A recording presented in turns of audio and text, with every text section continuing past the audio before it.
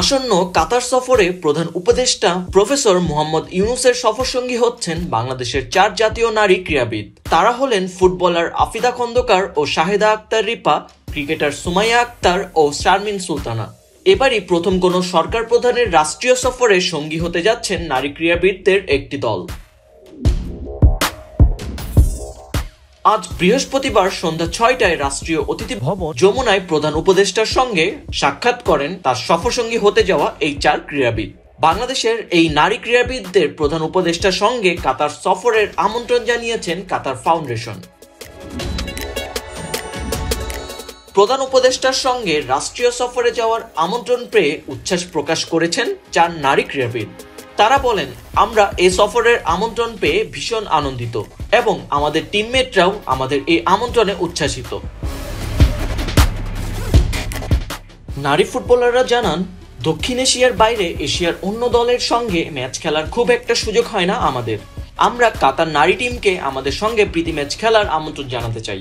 এই সফরে আমরা তাদের স্পোর্টস ফ্যাসিলিটিস গুলো ঘুরে দেখতে চাই, তাদের প্রফেশনাল চিন্তাভাবনাগুলো জানতে চাই। নারী ক্রিকেটাররা প্রধান উপদেষ্টাকে বলেন, কাতারে ক্রিকেট তেমনটা জনপ্রিয় নয়। আমরা এই সফরে ক্রিকেট নিয়ে তাদের মধ্যে আগ্রহ তৈরি করার চেষ্টা করব।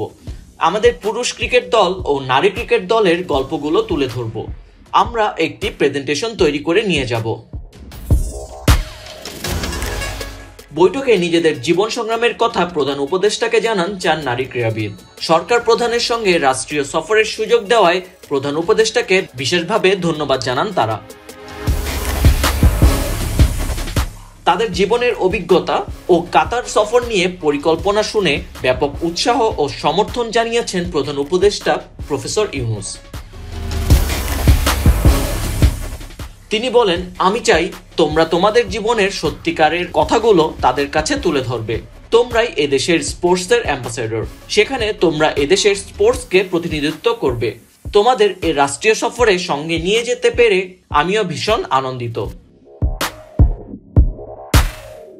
নারী ক্রীড়াবিদদের এই সফর সফল করতে প্রধান উপদেষ্টার কার্যালয় থেকে সর্বোচ্চ সহযোগিতা করা হবে বলেও আশ্বাস দেন প্রফেসর মোহাম্মদ ইউনূস। আর্থনা সম্মেলনে যোগ দিতে আগামী সোমবার 4 দিনের সফরে কাতার যাচ্ছেন প্রধান উপদেষ্টা প্রফেসর মোহাম্মদ ইউনূস। প্রধান উপদেষ্টার সফর সঙ্গী হিসেবে কাতারে যাচ্ছেন 4 নারী ক্রীড়াবিদ।